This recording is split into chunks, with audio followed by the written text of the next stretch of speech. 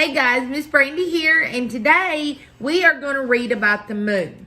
The book that we're going to read today is called Moon's First Friends, One Giant Leap for Friendship by Susanna Leonard Hill and pictures by Elisa Paganelli.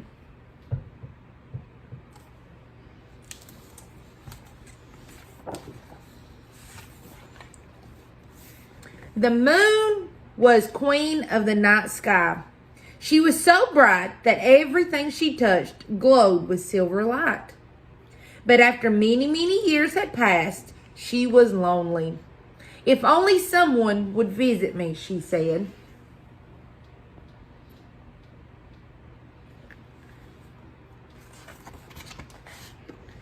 Hello down there, she called to the lumbering dinosaurs. If you come up here, you won't feel so heavy. You'll feel lighter than air. But the dinosaurs stayed where they were.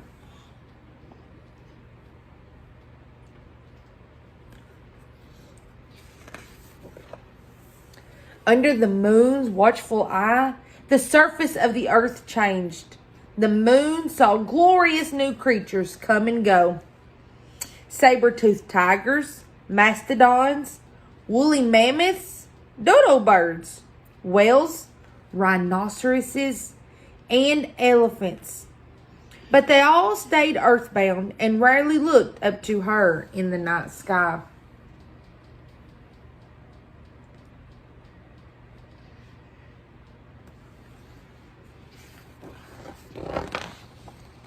But then she saw something new.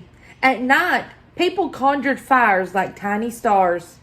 There are millions of stars for you up here, she offered, but the people stayed where they were.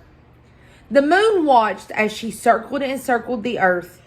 On the wide sweep of the hot Sahara, the Egyptians built stone pyramids that towered toward the sky. They're trying to reach me, the moon marveled. But though the pyramids were mighty, they came nowhere near high enough to reach the moon.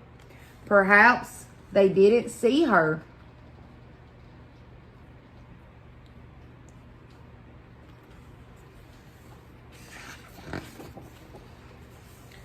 She spun and twirled from new moon to majestic silver pearl and back again, showing off for the people below. But no one came.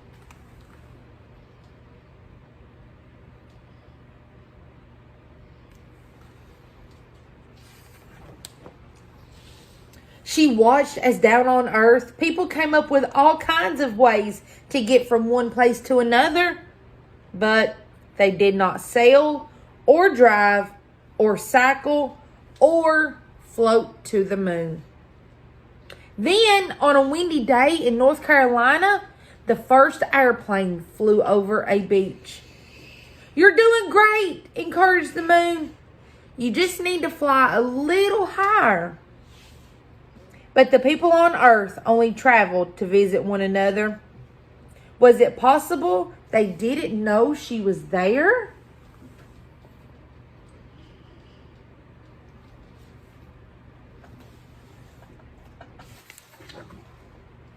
At high noon, the moon slipped purposely between the earth and the sun, blocking all the daylight.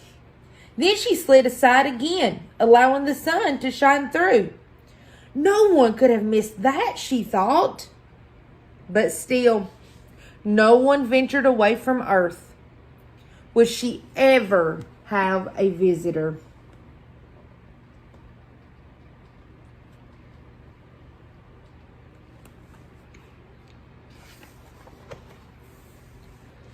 Just when the moon was losing hope, the people on Earth began to experiment with rockets, and the moon watched with great interest.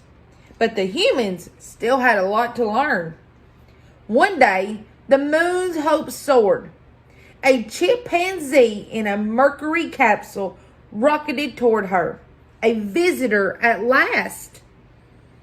But alas, he returned to Earth without reaching her.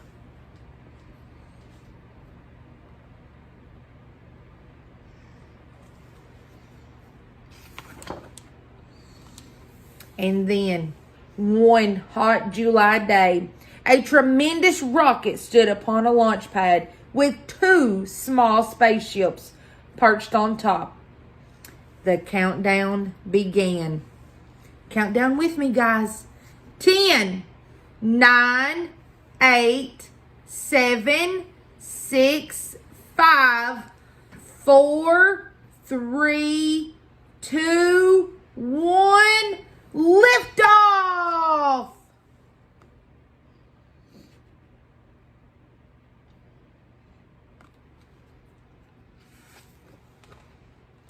At 30 stories high and weighing 6 million pounds, the rocket rose into the air amid an explosion of flames.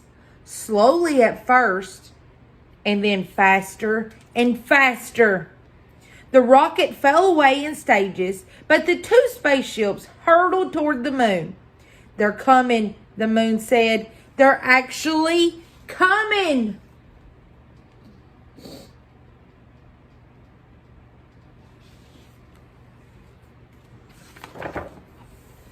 One of the spaceships remained at a distance, circling, but the other 2 came closer and closer until at last its spindle legs touched down. "Welcome," she greeted the men who emerged from the ship.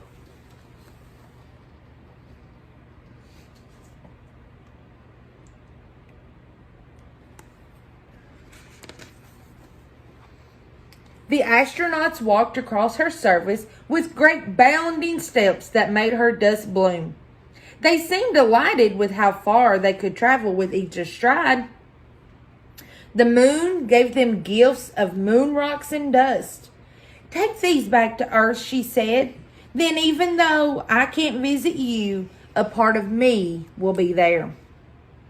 The men left her a present in return, a handsome plaque that read, "Here, men from the planet Earth, first set foot upon the moon, July 1969.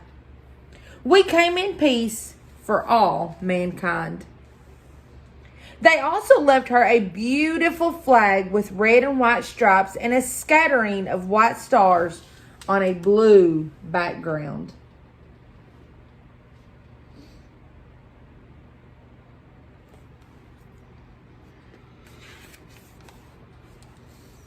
Too soon, the astronauts had to leave.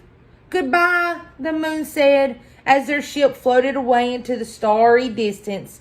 "Come back anytime." She sighed with happiness. At last, someone had visited.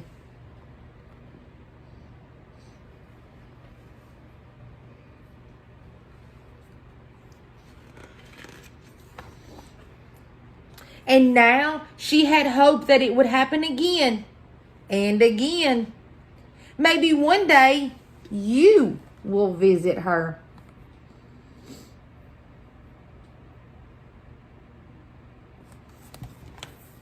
I hope you guys liked that story about Moon and her first friends. And if you guys would like to make your own moon, then stay tuned to our craft video following this, and we'll make our own selves a moon. Bye, guys.